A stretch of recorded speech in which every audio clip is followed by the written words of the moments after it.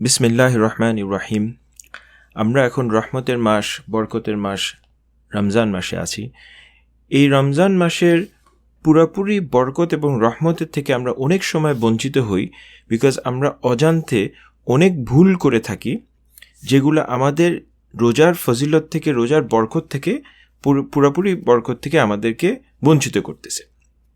এবং দুঃখের বিষয় হলো অনেক ক্ষেত্রে আমরা সেটা বুঝতেও পারি না। সো আজকের ভিডিওতে আমরা যেটা কভার করব সেটা হলো 10টা কমন মিস্টেকস যেটা আমরা রোজার মধ্যে করে থাকি, কিন্তু অনেক ক্ষেত্রে আমরা জানিও না আমাদের এটা মিস্টেকস হয়ে যাচ্ছে।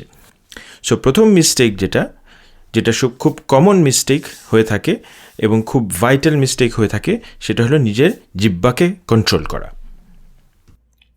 নবী সাল্লাল্লাহু আলাইহি ওয়াসাল্লাম বলছেন যে মানুষ মিথ্যা কথা বলে আর মিথ্যার উপর সে খারাপ কাজটা করে, acts upon that evil deed, তার এই উপাস থাকার আল্লাহর কোনো প্রয়োজনই নাই। সুবহানাল্লাহ। এখানে নবী সাল্লাল্লাহু আলাইহি ওয়াসাল্লাম বলেন নাই তার এই রোজার প্রয়োজনই নাই, বলছেন এই উপাস থাকার তার কোনো প্রয়োজনই নাই।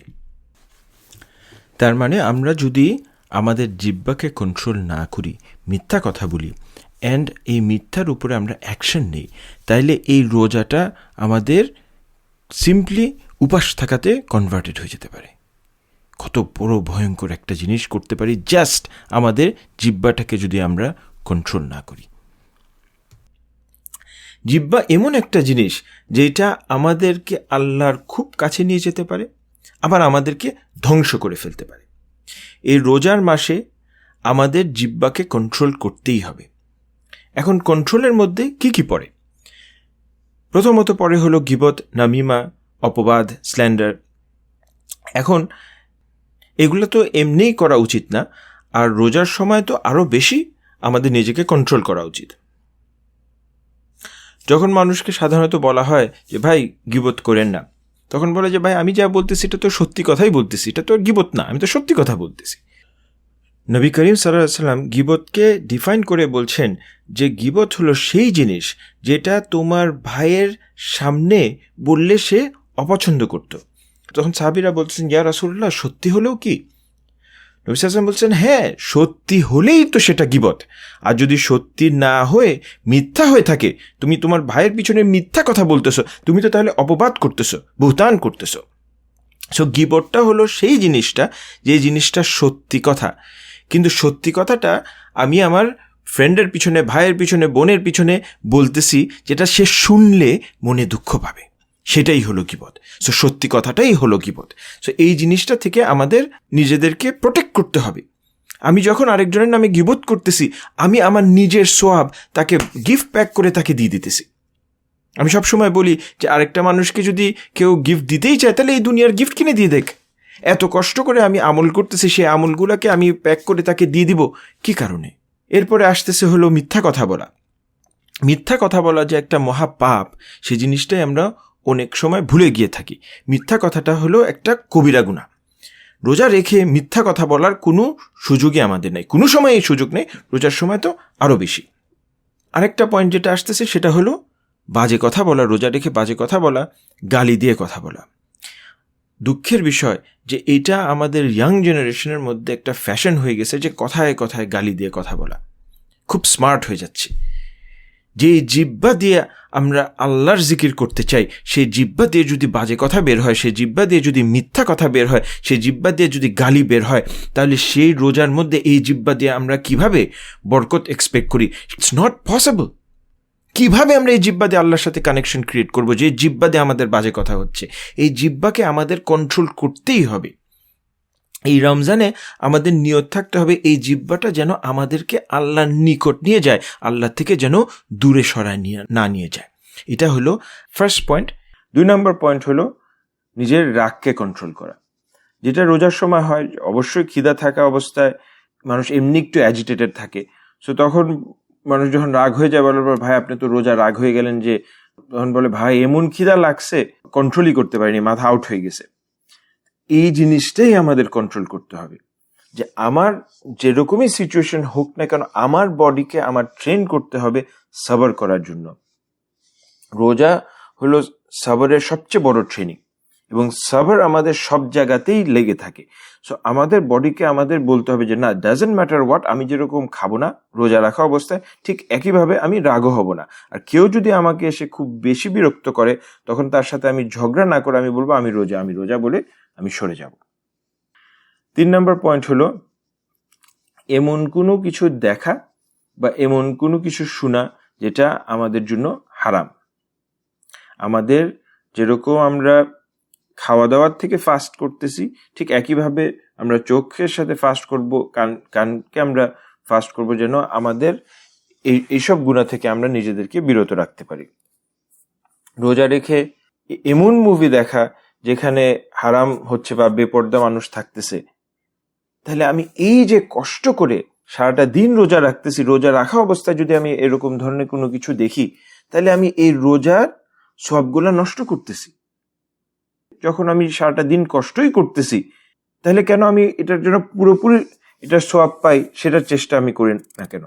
সো আমাদের চোখকে কানকে কন্ট্রোল করতে হবে। এমন কিছু আমরা শুনবো না যে জিনিসকে হারাম করা হয়েছে, এমন কিছু দেখবো না যেটাকে হারাম করা হয়েছে। নাম্বার 4 পয়েন্ট হলো যে আউয়াল ওয়াক্তে নামাজ পড়া।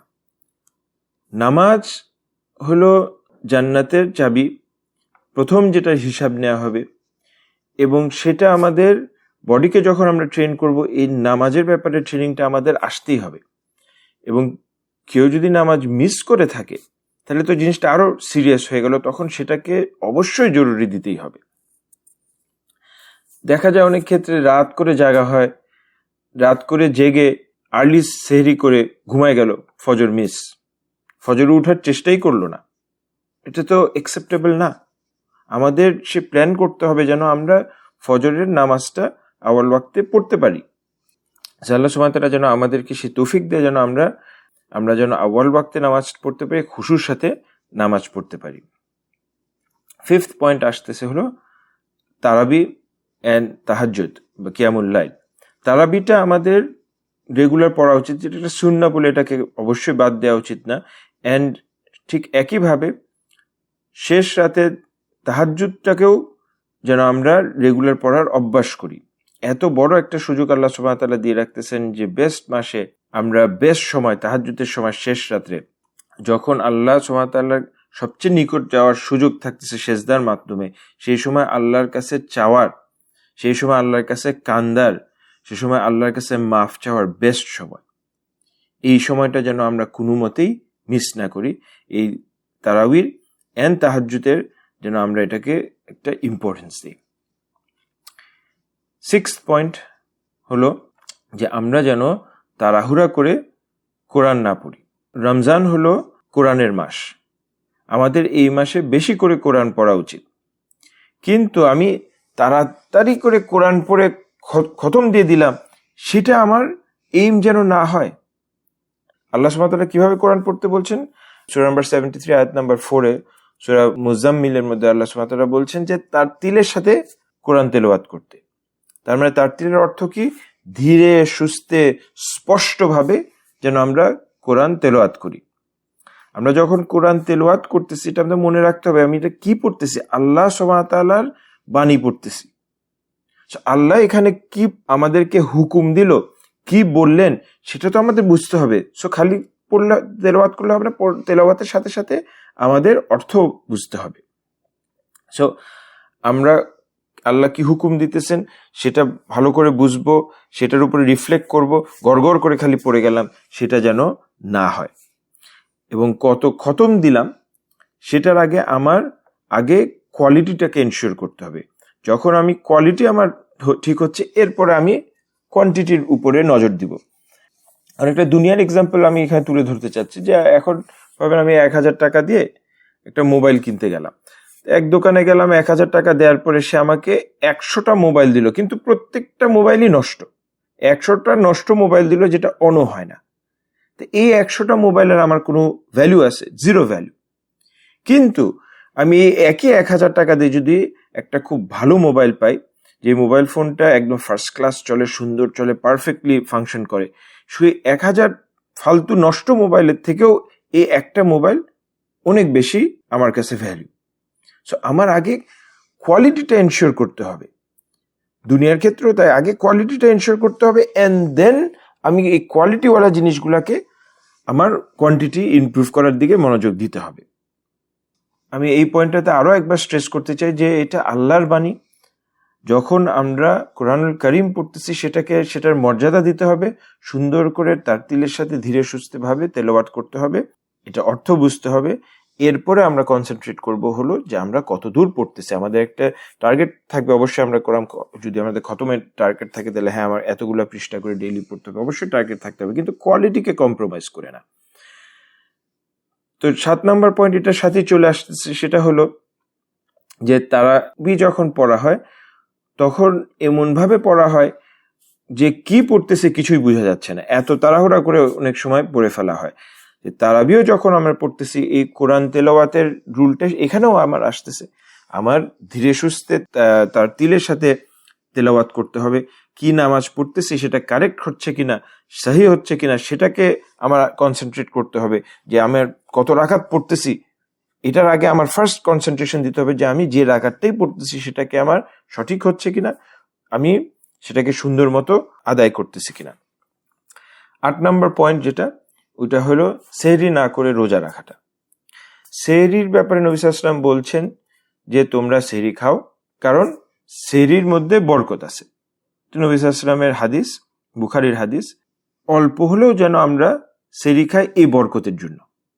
হ্যাঁ, আমি সেটা বলছি না যে সেহরি না খেলে রোজা হবে না, কিন্তু সেহরির বরকতটা যেন আমরা পাই সেজন্য আমরা যেন সেহরিটা করি, এবং সেহরি যত লেট করে করা যায় অতই উত্তম। রোজা খোলার সময় যেরকম যত তাড়াতাড়ি খুলতে হবে রোজা, সেহরির সময় অত লেট করে সেহরি করাটাই বেটার। 9 নম্বর পয়েন্ট হলো যে সময় নষ্ট করা। রোজার সময় সারাদিন কেউ যদি ঘুমায় সময় নষ্ট করে সেটাও ঠিক না। আবার কেউ যদি সারাদিন আড্ডা মেরে সময় নষ্ট করে, গেম খেলে সময় নষ্ট করে, সারাদিন ধরে খেলা দেখে সময় নষ্ট করে, সেটাও ঠিক না। কারণ রোজা হলো আমার লাইফ চেঞ্জিং এর সময়, আমার বডিকে ট্রেন করার সময়। এই সময়টা যদি আমি ওয়েস্ট করে ফেললাম তাহলে আমার বডিকে আমি ট্রেন করবো কখন? সময় পেলেই আমাদের চেষ্টা করতে হবে যে যদি ফ্রি টাইম পাই, ফ্রি টাইম পেলে আমি সেটাকে কিভাবে আমল করতে পারি সেটার জন্য আমার চেষ্টা করতে হবে। আল্লাহ এক্সট্রা বোনাস দিয়ে রাখছে এই মাসটাতে সারাদিন, সময় পেলেই যেন আমি এটাকে কিভাবে বেনিফিশিয়াল ভাবে ব্যবহার করতে পারি সেটা আমাদের চেষ্টা করতে হবে, যেন ফ্রি টাইম মানে ওয়েস্ট টাইম যেন না হয়। লাস্ট পয়েন্ট হলো যে মানুষের সাথে গ্রাজ ধরে না রাখা, রাগ ধরে না রাখা, ক্ষোভ করে বসে না থাকা। রোজার মাসে হলো মাফ করার মাস, মাফ চাওয়ার মাস। এই মাসটাতে যেন আমরা মানুষকে মাফ করে দিই।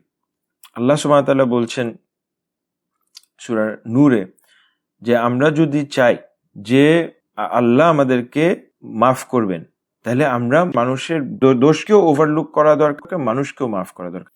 সো আমরা যদি চাই আল্লাহ আমাদেরকে মাফ করে, তাহলে আমরাও মানুষদেরকে মাফ করে দিই। আমরা যদি চাই যে আমাদের গুনাহগুলোকে আল্লাহ ওভারলুক করে, তাহলে মানুষের ভুলগুলোকেও আমরা যেন ওভারলুক করে ফেলি। এটা একটা ইম্পর্টেন্ট পয়েন্ট যে রোজার মধ্যে যেন আমরা মানুষের সাথে গ্রাজ করে না থাকি, রাগ যেন ধরে না রাখি। সেই আশায় আমরা মানুষকে মাফ করে দিই যেন আল্লাহ সুবহানাহু ওয়া তাআলা আমাদেরকে মাফ করেন। আল্লাহ সুবহানাহু ওয়া তাআলা আমাদের যেন রোজাকে অ্যাকসেপ্ট করে, আমাদের রোজার যেসব ভুল ভ্রান্তি হচ্ছে সেগুলোকে আল্লাহ মাফ করে দিয়ে, সেগুলোকে আল্লাহ ওভারলুক করে দিয়ে আমাদেরকে যেন একটা লাইফ চেঞ্জিং রামাদান দেন, সেটা আল্লাহর কাছে দোয়া করে শেষ করছি। সাল্লাল্লাহু আলাইহি ওয়া সাল্লাম, বারিকা নবী আলা মুহাম্মদ, সুবহানাল্লাহি ওয়া বিহামদিহি, আস্তাগফিরুল্লাহ ওয়া আতুবু ইলাইহি।